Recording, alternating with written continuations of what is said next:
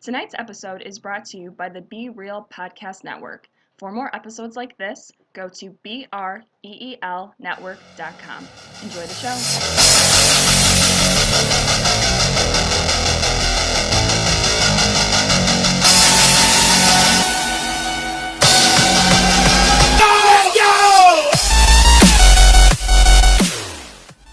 Hello, everybody, and welcome to another awesome episode of Movie Guys Podcast. I am Jordan, along here with Eric and Ed. Tonight, we're talking about Atomic Blonde. This movie has not made its money back at all, so definitely not a sequel. How are you guys doing, by the way?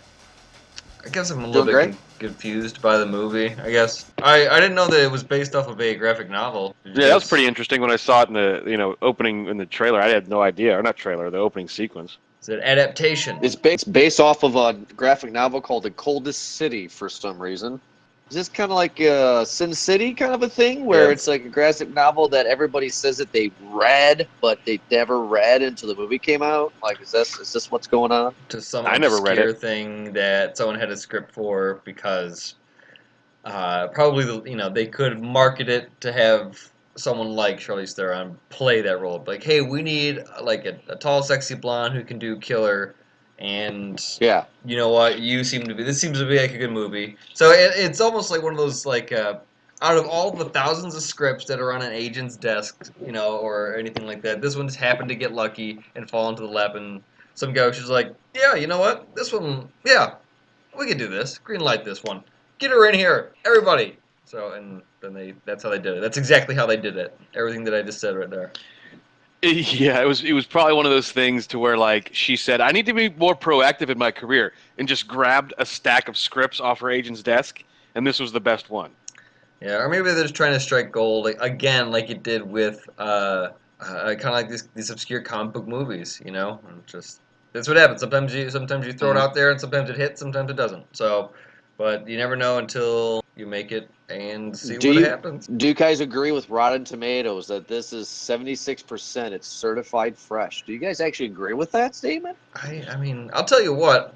This movie, the story was not my favorite, but the direction and the cinematography is fantastic. I like that Outrun kind of cyber, kind of synth retro 80s type feel for it. It was dope, man. Like the soundtrack was real good too. I looked up some of the songs after because they had like some versions of like 99 Red Balloons. That was that one German version of Major Tom. Like that one was sounding real dope, So a lot of them were pretty cool. I mean, the first half, I was gonna say the soundtrack too. The first half of the movie, like, it was like, oh my god, why the fuck they make her British? And then they tell you at the end why she's British, but but like the second half of the movie was like fucking, I just loved it. I didn't hate it at all. So I absolutely agree. The second half of this movie is 100% certified fresh. We'll get into it because there's some parts about it that was just like, but the acting was on point. Like everyone was on top of the game. Everyone involved in this movie are great actors in their own right, and then coming into this movie is fantastic. Charlize Theron is obviously fantastic. James McAvoy always kills it. Dude has never not acted well in a movie, I think. Sure. Eddie Marsan, I love me some Eddie Marsan. I mean, he's a good guy. John Goodman, he's a treasure. Toby Jones was in this. Yes, John Goodman. Waiting for Roseanne to come back. We even had a Skarsgård in here, and then this another one. She makes her appearance again as the French op, Sophia Boutella, who played the Mummy in The Mummy, and oh yeah. Oh, is that her? I did not recognize that as her. Yeah, and she played in Star Trek Beyond. She played the alien chick with the black lines on her face. That was stranded on the planet with her. So yeah, she's getting around, and I am a fan of her. She's good looking, man. And we got to see some Charlize Theron girl on girl action. Yeah, we got a hot awesome. Sex scene. That was a great girl on girl scene, by the way. I feel like Mr. Skin, but it absolutely was. Yeah. So this is something I gotta tell you guys here. This is fascinating. The director of this movie, David Leitch, we're gonna know him pretty well because next year he's directing Deadpool 2. Sorry. Do you guys know who this guy is? I'm looking him up right now. and this is going to be a long list. I'm very sorry, Yeah, but I yeah, gotta dude. say Are it. you serious? He Like, just started directing, but you guys will love this. And for the fans, started out with the South Park movie Orgasmo as a stuntman. it's a great one. He did Basketball, Blade, Fight Club, The President's Men, Big Mama's House, Classic. As a Ghost of stuntman. Mars. As a stuntman. Yeah, this is also stuntman. As a stuntman. Okay. Yeah, Ghost of Mars, Corky Romano, Daredevil, SWAT, The Matrix trilogy, Stuck on You, Van Helsing. I'm But almost done. now wait a second. Constantine. But these are all like these are stunts. I mean, we get it. Yeah, these are all stunts, but it's ridiculous because he's done every fucking thing. And then you go into his directorial debut, and his first movie was John Wick. That was his first movie. Which I fucking relate to like a king now that I've finally seen it. Like a dude gets his dog killed and kills everybody. Absolutely, I'd do that. It's a great movie. And then his second movie is No Good Deed, and Atomic Blonde's his third movie. And his fourth one is going to be Deadpool 2. Well, he's doing good. You know what? Like this movie really. I enjoyed it for visually and audibly for what it was. It was really cool. I really just liked the theme. I liked that time. I liked the everything that they were doing. The fight scenes were amazing. Oh my in God, this yeah. movie. And there's like real just grit, fucking just like stress yells, you know, just kind of just people out of breath. You could every hit like that happened when they were hitting the ground, and it was just like hard like fall. You could hear it, and it hurt, and they were slow to get up. Like people were hurt, you know. So it was really good in that part. I just feel like the story was just kind of like, what the fuck, man. Yeah, right? on your point, Because I did not.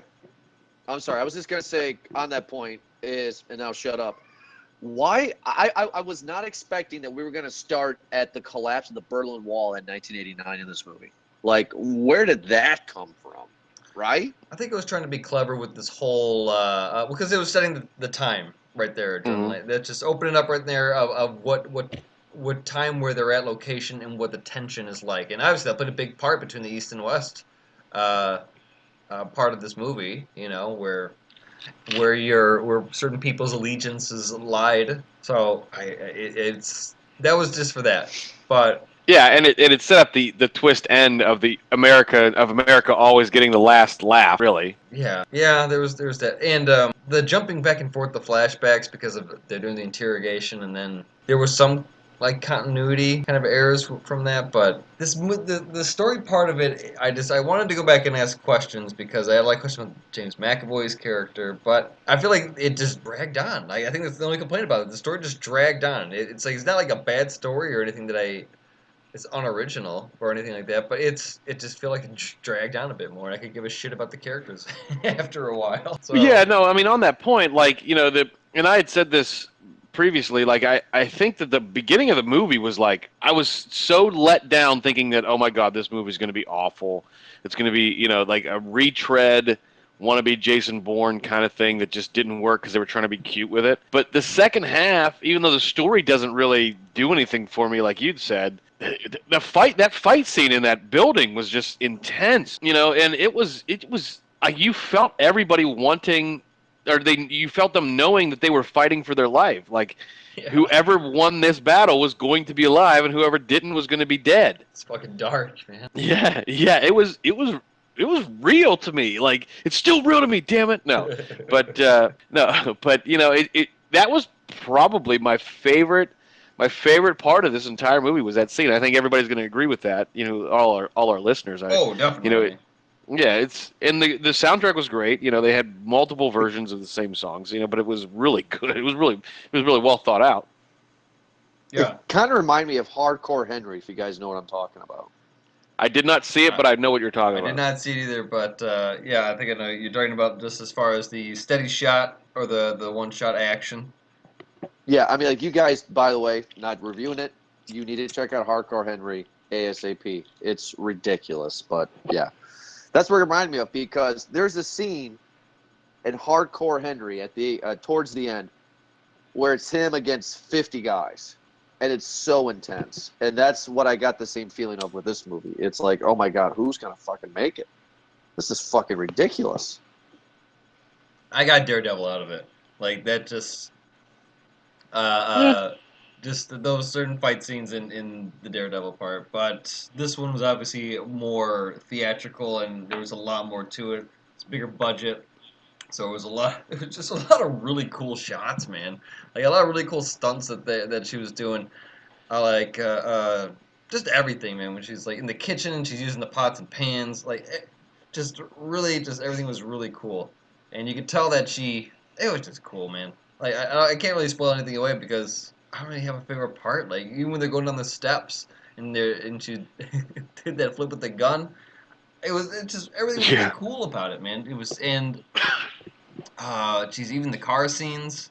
Like that was a real scene, man. That felt fucking that car chase scene at the end when she's finally out of the building and she gets into her and what's his name, Spyglass Spyglass, or whatever. Yeah, or whatever the hell. Yeah.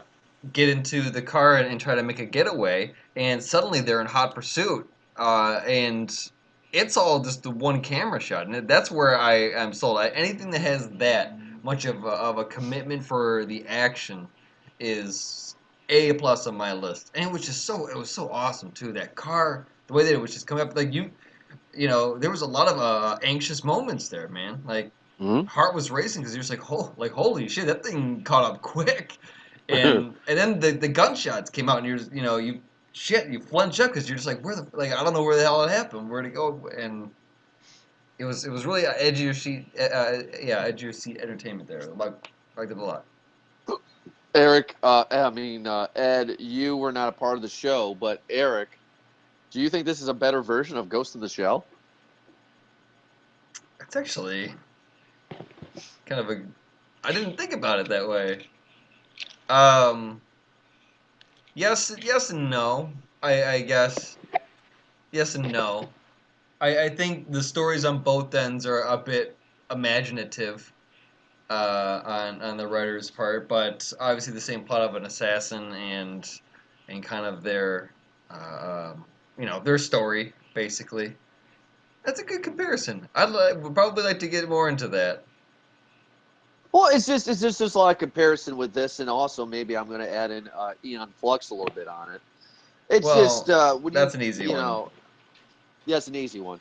But I mean, like this is a good comparison of Ghost in the Shell, and I feel, even though that I agree with you guys that the plot of this movie fails dramatically until the second half, I just feel this is a better overall movie than Ghost in the Shell, and they give us better direction, they give us better acting, they give us better cinematography. Everything is better. It's like, hey, you remember the beginning of the year when we gave you guys Ghost in the Shell, where this is the remake, since remakes are happening all the time now. Like that's what it felt like to me personally. And we got a Skarsgård in here too, or Skarsgård in here. Right? Bill Skarsgård is just finding his way into these goddamn movies. By the way, have any of you watched Hemlock Grove, the show he's known for from on Netflix? No, It's really good. yeah, Like I mean I couldn't remember his name, but like I remember him from that show. It's really good. I mean it's I'm not saying it's you know a teenage girl you is know brutally murdered, sparking a hunt for her killer. But in a town where everybody hides a secret, will they find a monster among them? Question mark. I mean I mean it's Netflix's version of Twilight, but like that much better because it's Is it? Netflix. It's some vampire shit. Yeah, I mean it's vampires versus werewolves, but like Well, in a much cooler way. In a much cooler way. it's turning This me off. definitely makes me sound like a little bit kind of like 12-year-old girlish, Little- but little Maybe. Eddie Yeah. the Bopper over there. Yeah. yeah. But listen, just okay, but still, just give it a shot. It's really good. So It's not as good as like Treme, but like still, okay. or not Treme, True Blood. I meant True Blood. Jermaine DeForest. Anyway, Yeah. this movie. I mean, so what stood out about it then to you guys? I mean, was it just the fighting? Is it anything? Like is it the same? I don't know. Is it what this like Drive? Remember that movie with Ryan Gosling? Where they're Yes, I kind of do just remember going Drive. off of a bit of a unique style of like this '80s synth type of thing, and that's just kind of how a movie can succeed. Just if you make it look cool and throw a hot soundtrack on it, then kind of like today's rappers.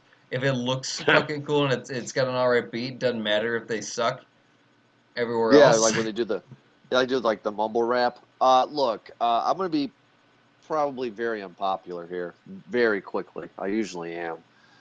But I always judge a stupid action movie with what I call personally the Die Hard effect. And to me, what the Die Hard effect is, if you really look at Die Hard, the first movie, nothing else, just the first movie, it's pretty fucking stupid. The story is simple. Fuck It's a you. Die Hold Hard on. is cinema brilliance. Hold on. Let me finish. And I agree, but let me finish. The plot is very stupid. It's very easy to figure out. But what makes it good is the action and the star. I do not feel that we have gotten a great action film like that since Mad Max Fury Road.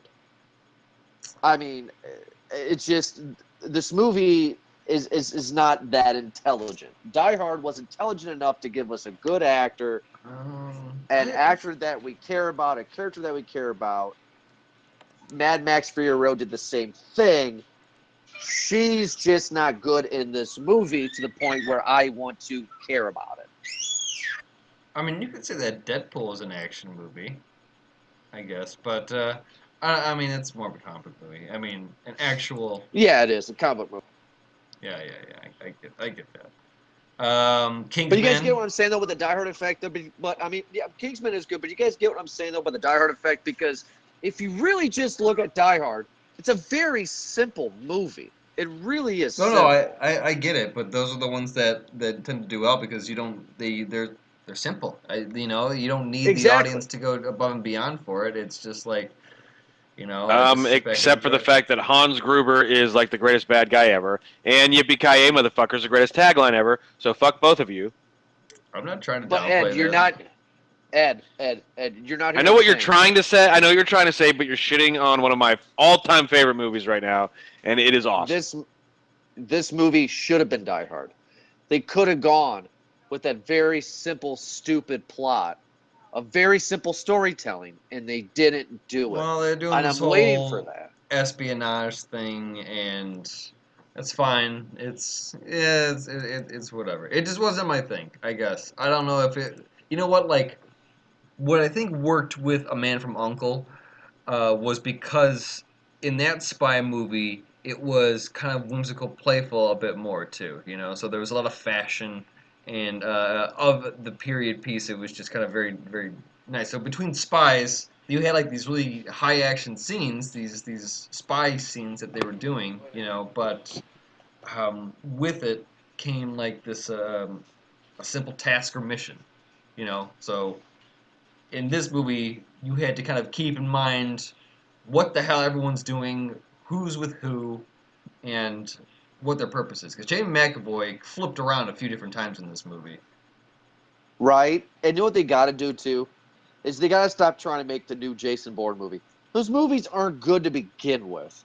But And I don't want Oh a my female God, At Jordan, least- that's 2 strikes for you. Fuck you. you're digressing too. But the reason why in this movie, because they kept on flipping back and forth from this whole interrogation part too, because you didn't know if the people who were interrogating it, they were on their side or not too. And so there's just too many players in the game, and you're taking away from the action part of the movie and everything else in the movie, and you're adding in a lot more of this unnecessary spy shit.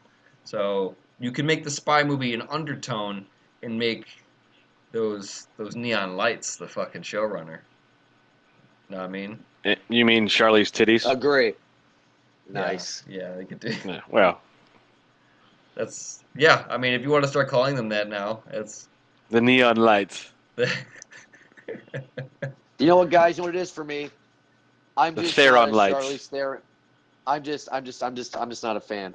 She's made 2 good Oh my movies God, in her Jordan, career, strike and that's about it. 3. How could you not be like Monster's like one of the greatest acting performances ever.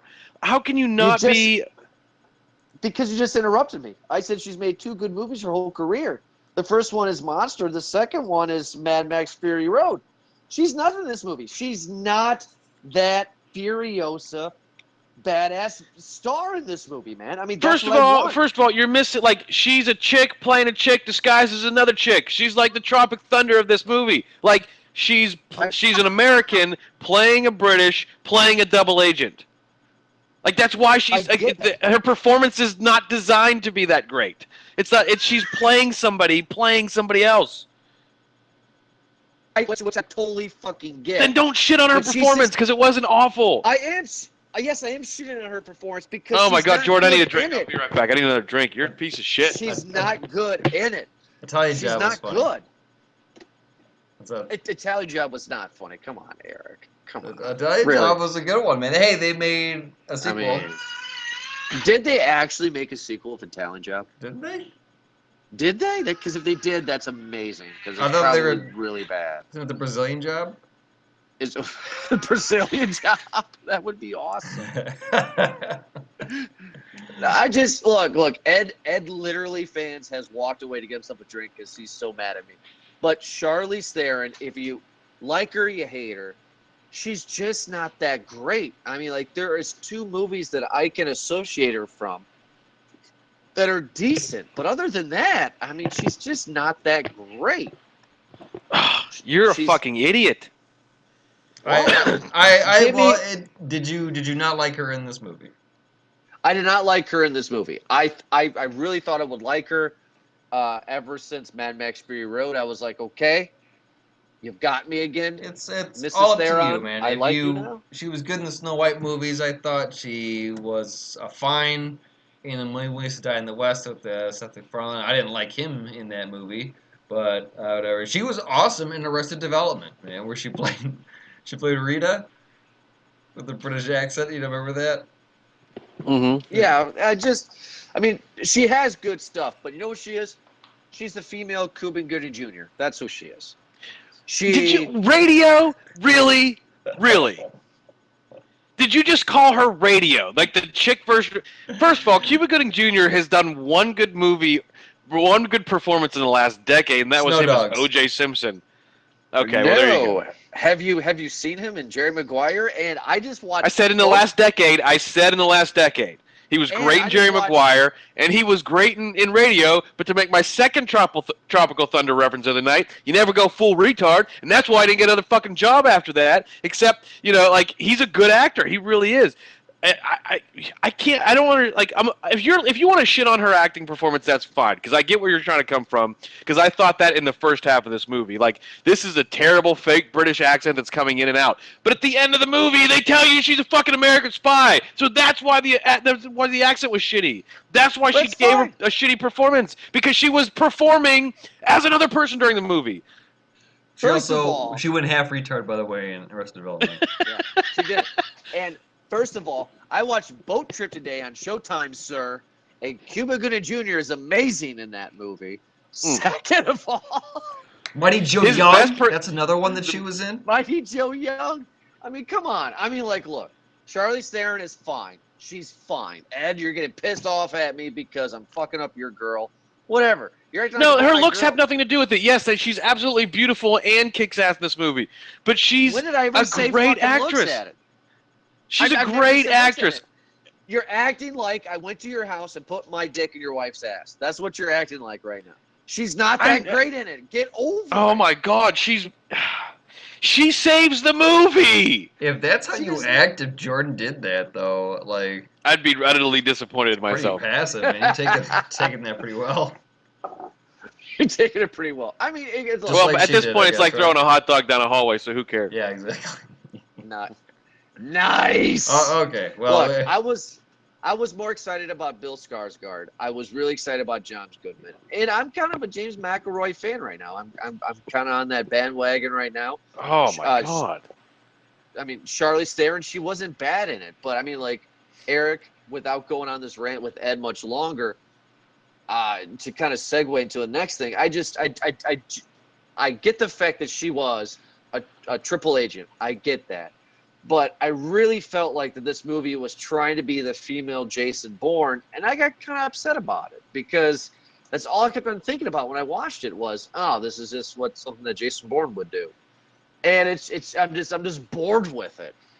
I'm just really bored with this kind of a movie. That's all. How did you get like Jason Bourne movies are smarter than this movie, number one.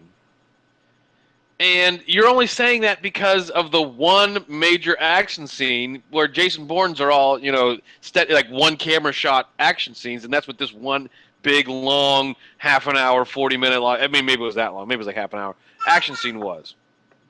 Fine. That's the only frame of reference I can comprehend. Fine. Fuck Jason Bourne. This is another fucking John Wick. This is another fucking Tom Cruise. Jack Reacher. Jack Reacher bullshit. It's not giving me anything new. The reason why Bond has been going on for 50 years is because every fucking movie there's something new that they add to it. This genre of this spy series is just the same shit over and over again, and they're not. What new do you want? What new could there possibly be in the spy genre? John Wick was the one new thing. John Wick was the one new thing because he got pissed off because everybody killed his dog. It's the same story. Yeah, I'm about to say, we've seen Pink Panther. We've also seen, like, all the other comedy. The Tux with Jackie Chan. Like, we've seen comedy spy movies, too. Spy Hard with Leslie Nielsen. Spy Hard. Yes, I'm serious, but don't call me Shirley. You brought that up. I'm so happy. See, this is why I know you guys' podcast is amazing, because I thought I was the only person in the world that has seen Spy Hard. No, I love me some. When I was a kid, I loved Leslie Nielsen. He has the fake leg. It's hilarious. But it's look, Bond is only okay. Here, I don't know if I'm making sense in this, but there can only be one Bond, and all these movies are trying to go, hey, guess what? We're going to try the Triple X effect with Vin Diesel. It's going to be Bond, but harder. And all this is to me is this them trying to make a female Bond. They've been trying to do that since 1999, and they failed every time.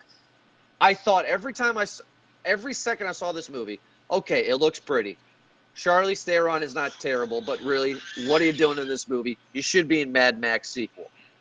Third thing, oh my God, they're just trying to do a female Bond, a female fucking Bourne.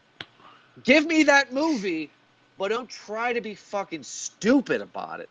And they insult my intelligence over it because they're not doing anything new to it to make me care.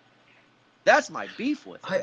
I don't understand the gripe, because I mean, like, it was the fighting that was this, you know. I mean, that's what I've not seen in this spy movie was something. I mean, I've seen fight scenes before, but it might have just be, you know, some slap, this and that, or like Mission Impossible has long drawn out fight scenes where it's a multi-camera, multi-angle, multi-platformed kind of shots. Good here. reference. It's all tied together. It's just boom, boom, boom, boom. Where or Die Hard even.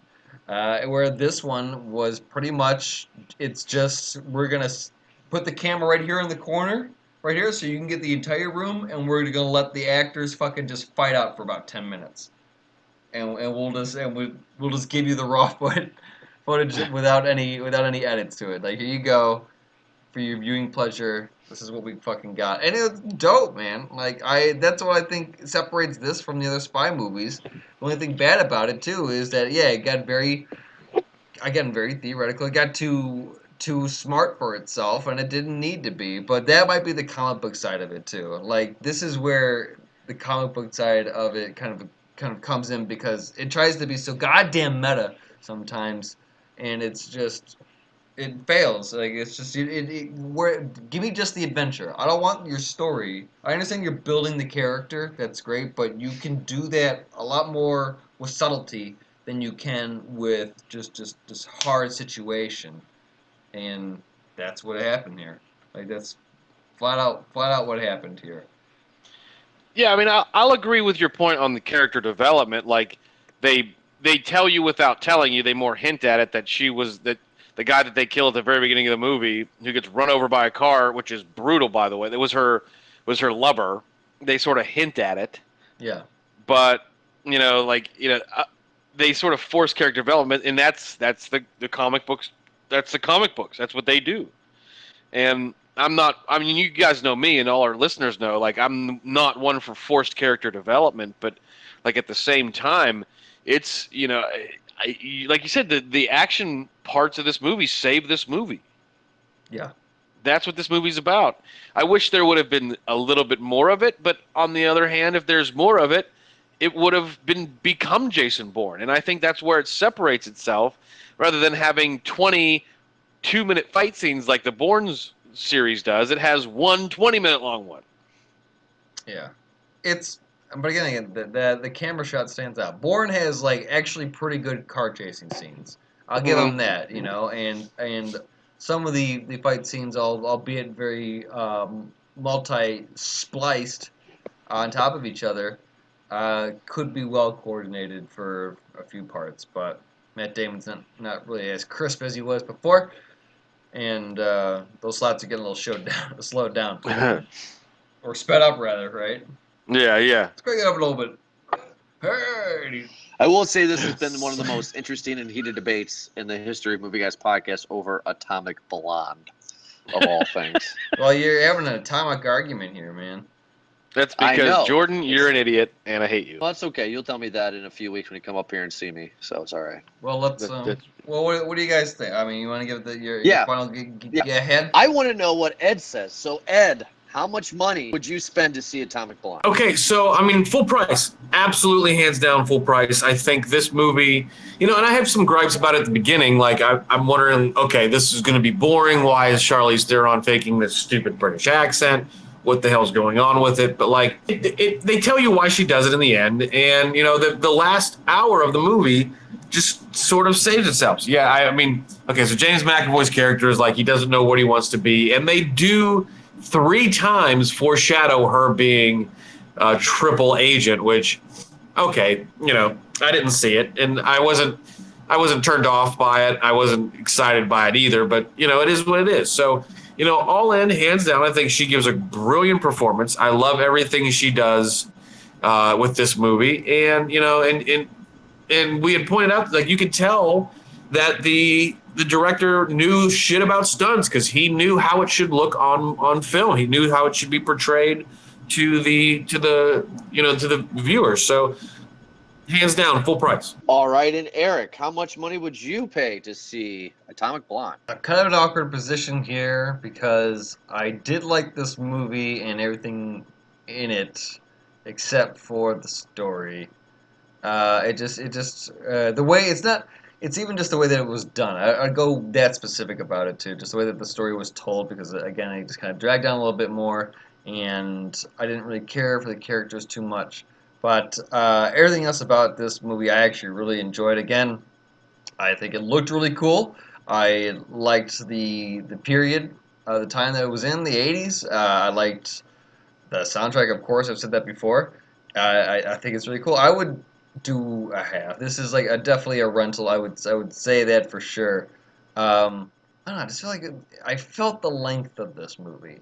If that's a good explanation of this, it's like it's a 2-hour runtime. I think something a little bit short, but I felt all of it, and that means I'm not having too much fun in the movie if that's happening. If I'm checking my clock while I'm watching it, but again, it's awesome scenes. Like, I would definitely watch it again. Like, if that says something about it too, I would for sure, if it was on like a Netflix, or if it was a DVD, a Blu-ray, or something like that, I would for sure watch it again. Like, without, and if it was on HBO, like if it does its run on HBO, I'll probably have it on quite often. But yeah, that's me. I think it's more of an at-home thing than it is a theater thing. Well, I'm going to be totally opposite of all of you guys. I'm not going to pay any money to see this movie. This is a dumb action flick. It's what it is. It has nothing new to say. It has nothing new to the source material. It has nothing new to anything to the genre. Charlize Theron was okay, but she was nothing I was excited about. And I wished I was getting a better movie. Do I believe that this deserves certified fresh and Rotten Tomatoes? No, it's not that great. But Eric, I agree with you. This is a Sunday morning on HBO movie where you're cleaning your house and it has something on in the background. It's not nothing that I am going to seek out. I'm not going to buy it on Blu-ray or go on Vudu or nothing like that. Not a very good movie. But what is going to be a good movie, hopefully. Next week, we got The Dark Tower. I'm really kind of stoked about this one because I'm a Stephen King fan. Are you guys excited to see Dark Tower? because I really Sure. As long as they don't do what we said they were going to do, which is put every single movie into one movie, or every single book into one movie. Yeah, make all the entire series into one movie. maybe. We'll see what happens. But also after Dark Tower, we got our first official horror movie of the year. Me being the horror guy, we got Annabelle Creation coming up after that. Origin. So- Oh god damn it! Yes, Annabelle Creation. We're all gonna review that one here in a few weeks. We can't wait to get that to you. I'm sure Eric is looking forward to It'll be whatever. It'll be a dumb, scary movie. Air that day. it. Hey man, we got It coming up in September, so I'm excited to see that. But anyway, we want to say thank you so much, everybody, for downloading us and listening to this episode of Movie Guys Podcast. You can check us out on these multiple different sources. On iTunes, search Movie Guys Podcast. And then on Podbean, search movieguyspodcast.podbean.com. And also on our website, movieguyspodcast.com. On Twitter, Movie Guys Pod. That's where you can find us at. Talk to us, tweet us. And also on Facebook, Movie Guys Podcast. But thank you so much, Thank you so much, everybody, for downloading this episode.